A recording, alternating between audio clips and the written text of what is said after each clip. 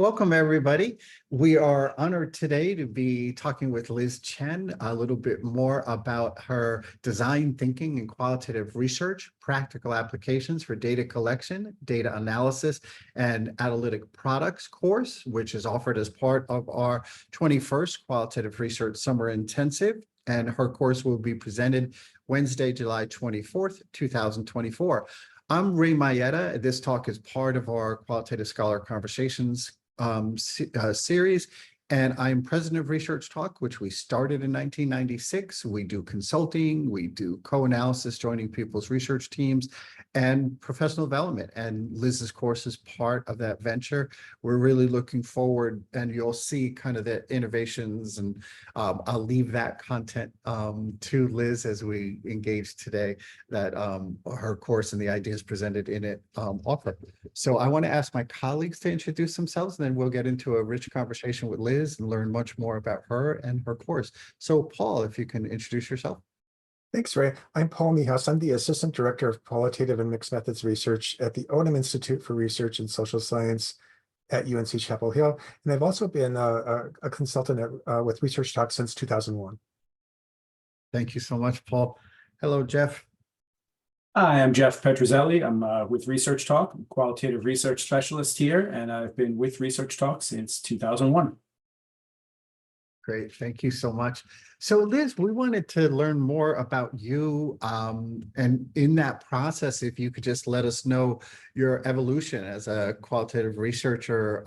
It's been real nice for folks to learn from all of you how you came to Qual, where you're at with Qual, because many people come nervous about, I've never done this. Many have quant backgrounds, and many have not done any research from this style of research before. So it's good for people to hear a little bit about the points of entry all of us have had. So yeah. Yeah, I'll start about talking about where I am today, and then probably go back and go through the evolution. Sure. So hi, everyone. I'm Liz Chen. I'm an associate professor in the Department of Health Behavior at UNC Gillings. So a colleague of Paul's at UNC Chapel Hill. And my second role at the university is design thinking lead for Innovate Carolina, which is UNC's Office for Innovation, Entrepreneurship, and Economic Development. And I love the blend of both my roles because I get to spend a lot of time deeply situated in public health work, especially in the qualitative research. And then the other half of my job, I get to work pan-campus. And so that means I get to work with faculty, staff, and students all over and think about museums and seafood mislabeling and puppet shows, which are not my area of forte, but what binds both of my worlds together is this method called design thinking or human-centered design. And then if I step back and think about my journey, it really started in undergrad. And so as a BA in anthropology student at Princeton University, I was first introduced to the concept of public health through a medical anthropology course with my advisor, Joao Beal. And in that course, I was really initially exposed to ethnography and illness narratives and thinking through how we might understand people, culture, and contexts through in-depth interviews. And so I spent a lot of my time, especially my junior and senior years of college, doing qualitative research and conducting fieldwork in around the US-Mexico border as it related to HIV/AIDS prevention and treatment, in addition to teen pregnancy. So that was my first foray into learning qualitative research methods. And then I took a break after graduating from college in the Great Recession and did what 10% of my graduating class did, which was join Teach for America. And I chose to teach high school science for 2 years in rural North Carolina. I think I was ready to commit to the field of public health, but wasn't yet sure where I wanted to specify and was overwhelmed by choice when I was applying for grad schools. So I decided that I really cared about adolescents, and they spend so much time in school. So wanted to better understand the K-12 school system. And for that, I'm forever grateful. So after spending 2 years teaching, I chose to apply to Carolina for both my MPH and my PhD training. And it was during my first year in my MPH training, my Master's of Public Health training, that I came across Suzanne Mamon's Intro to Qualitative Methods course that really gave me an initial skill set of how to think about, plan, and conduct qualitative research in the form of either focus groups or in-depth interviews. And then the analysis portion, which was newer to me than what I had been exposed to in anthropology. And so that was really helpful. And I learned much more about the different approaches and theories, and have spent most of my time applying grounded theory to the work that I do. And it was later in my doctoral training that I started learning more about design thinking. And I was formally trained by IDEO, the world-renowned design firm, in their design methods. And a lot of the works, or a lot of the tools that they offer, are either explicitly qualitative research methods, but different from what I was already trained in, or were tools that I could easily embed into qualitative research projects. And so I do specialize in integrating human-centered design and design thinking methods into qualitative research projects, especially with populations that include adolescents and those who are typically underserved. So that is the 3-minute version of how I've come to be. And so I'm happy to answer more questions or on that, or go somewhere else. No, it seems like you really set the stage for where we were hoping to move today, which is to hearing more about why this course, the origins of the course, things like that. It seems like the stage set. But I just want to ask you, if you don't mind, for folks less familiar with design thinking and human-centered design, if you could just give a couple of sentences to orient them, and then tell us more about the shaping and building of this course. Yeah, so we usually describe design thinking as a creative problem-solving approach. And there are definitely many versions of design thinking out there, but on the whole, they all emphasize the same elements. And so usually a design thinking process starts with a deep inspiration or empathy phase, where you're really getting to know the people, the challenge, the context, and even interrogating, is the question that we're working on the right question to be asking? And then after that, we go to what we traditionally see as a problem-solving phase, where it's a lot of ideation and coming up with wild, numerous ideas to test, and then making decisions about which ones actually move forward. And this is the space where a lot of researchers and people naturally like to converge very quickly. Like, we're often coached in our everyday systems and lives to like quickly come up with the one answer that you're going to move forward. And I love design thinking because it's structured to really force us to sit in this divergent, convergent space, going back and forth, and think about a lot of different ideas and put many of them into the real world for feedback before picking one. And then lastly is that implementation stage that many people are familiar with, especially in social science research, where you are taking the idea that you've put forward and vetted, and then implementing that in a community. And I think one of the reasons why I love design so much in design thinking is that it really forces us to consider desirability, feasibility, and viability upfront. So instead of just taking one of those at a time or two of them, and then thinking about especially that viability at the end, it really forces us to consider all three throughout the process. That's great. And that, I love that. It's so helpful when we invite people to do that, to think about kind of, wait, the end point doesn't mean pause, close it out, don't give any consideration, but you're really saying, no, it's something to really bring forward and thread through. Oh, it's a powerful way to kind of really move it. Yeah. And when we think about the course, the design thinking, qual research, and, how does this course come to be when you were conceiving of it, putting the ideas together, your visions for it, things of that sort? Yeah, I think last summer when I reached out to you and Jeff, I was moved to do so because I've just been answering so many one-off questions and requests about this topic for how you integrate design thinking methods into IRB protocols that already exist or grant submissions that have already gone in.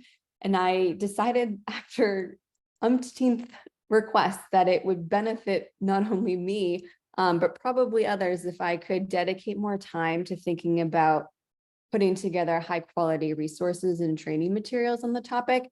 So the quick version of the origin story is that I was being asked this time and time again and wanted to make sure that I could give it thought and then share the learnings with other people more broadly.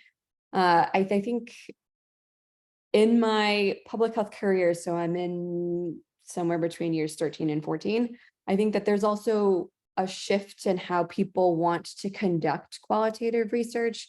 And there's more interest in people wanting to co-create experiences that are more participatory and more action-oriented, and people who are really mindful and intentional about the power dynamics between researchers and participants and how to lessen the distance between them and position participants themselves as experts.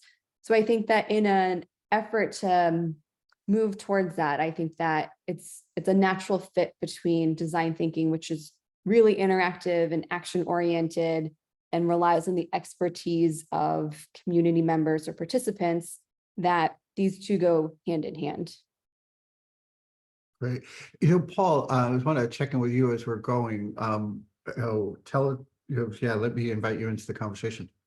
Sure. So I'm kind of thinking about how a lot of qualitative research is very it's textually driven, and there's a lot of sort of language that we're kind of embedded in, and a lot of our final products are kind of narrative. But I'm just wondering how design thinking allows us to kind of move into visual ways of engaging with data and visual final products. Perhaps I wonder if you could touch upon that. Mm-hmm. Yeah, I do. I'm a visual learner, so I think that I gravitated towards learning the design thinking methods that would allow for people to engage. And that might mean, like, especially with my work with teens, they sometimes don't want to talk about it. They just want to think about it themselves and draw something and then talk about it, as opposed to me asking them a pre-scripted interview question and them having to answer it in that format, just not jiving with how they want to talk about certain topics. So I do think that the more visual outputs from design thinking and then being able to show them back to either the same group of participants or others is a great way to get iterative feedback. And so we'll spotlight in the workshop a couple of the tools that I enjoy the most. And so one of them is journey mapping. And this isn't a tool that's only coming from design thinking, so you might come across it in other fields, but the intention behind asking people to walk through or draw journeys is so that you can understand not just isolated moments or decisions, but the whole cascade of them that happen before and after. And so let's say we're developing a new intervention for HIV testing. And many of us might zoom in on the actual intervention itself, which is so important. But design thinking, again, we're thinking about the feasibility and viability of it. So what does it look like for a patient or participant to even hear about the intervention to begin with? That needs to be thought about. And on the back end, after they have submitted their or done their HIV tests, what is that experience supposed to be like?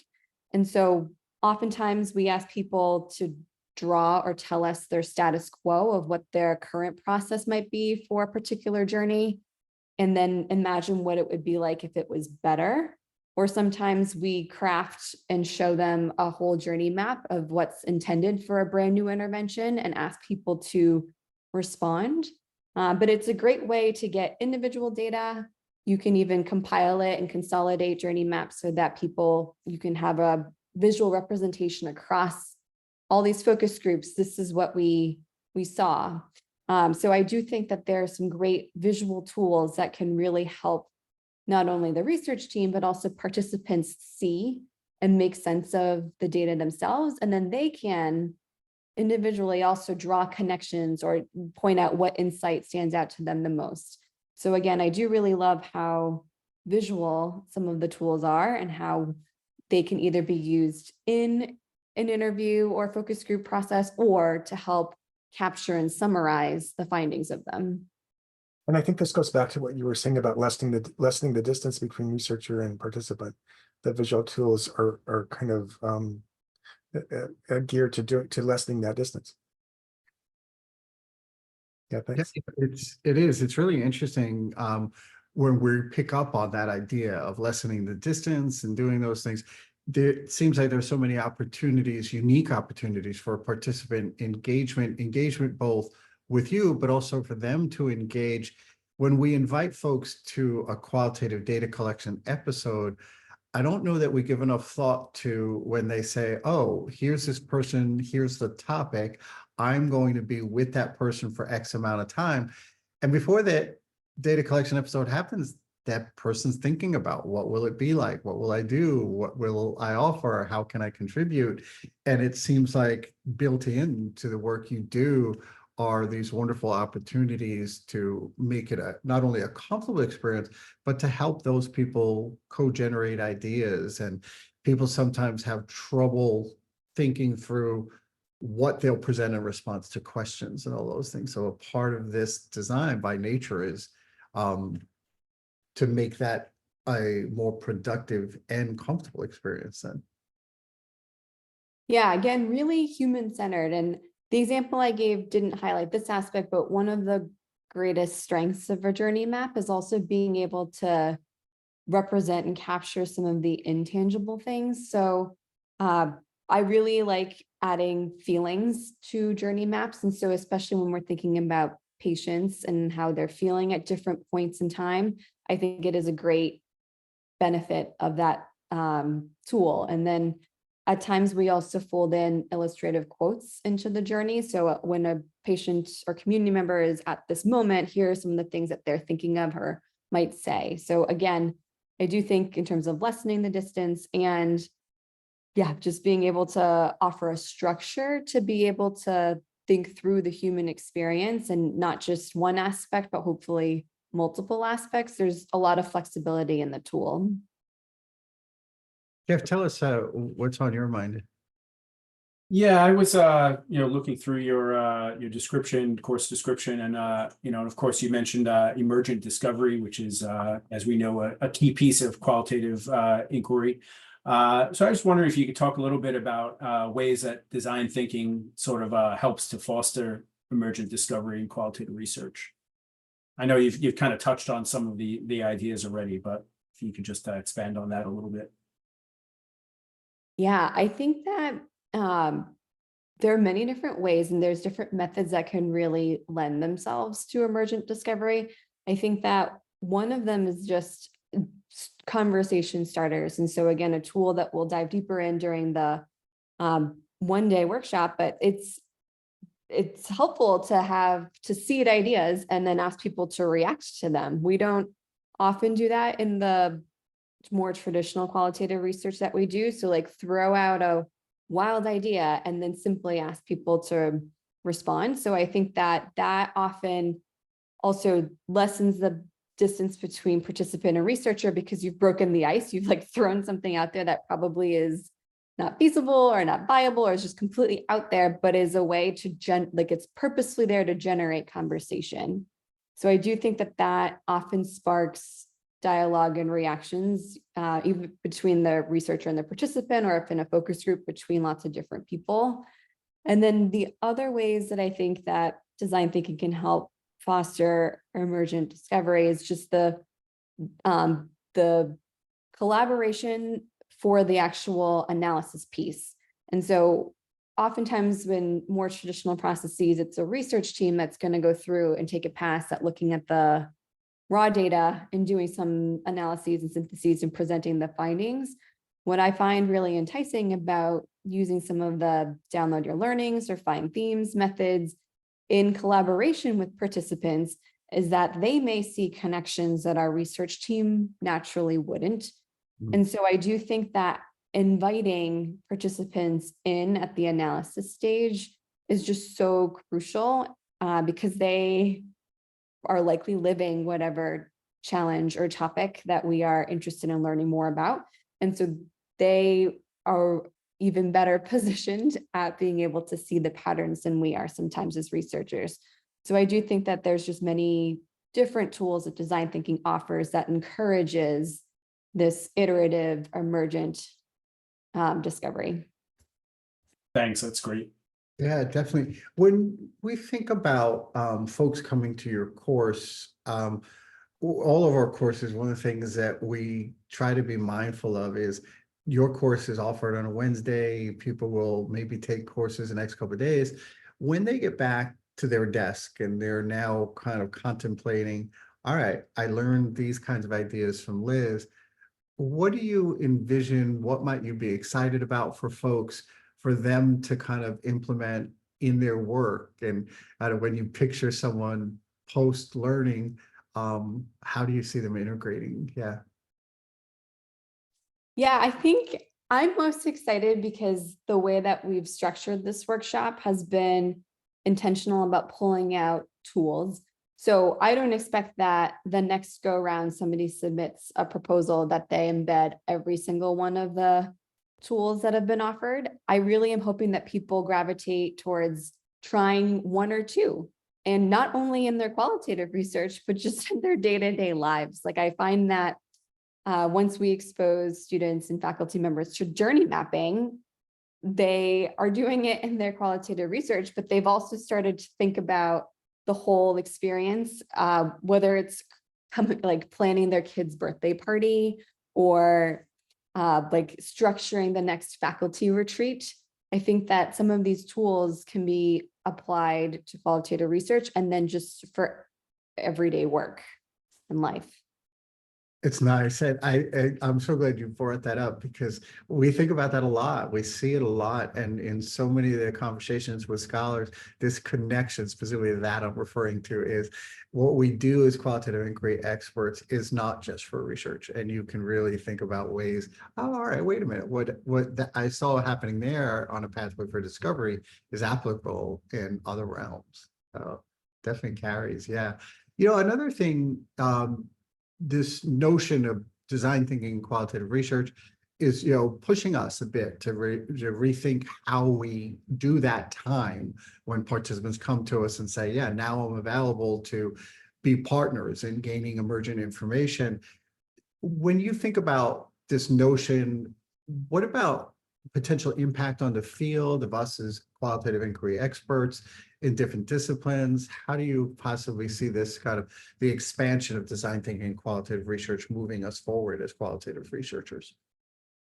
Yeah, I think as a field, I hope and am confident that more design thinking methods embedded within qual would be able to lead to more community engagement and more trust in researchers in the research process, because it's baked in throughout the process that there's this constant exchange of ideas and iterating.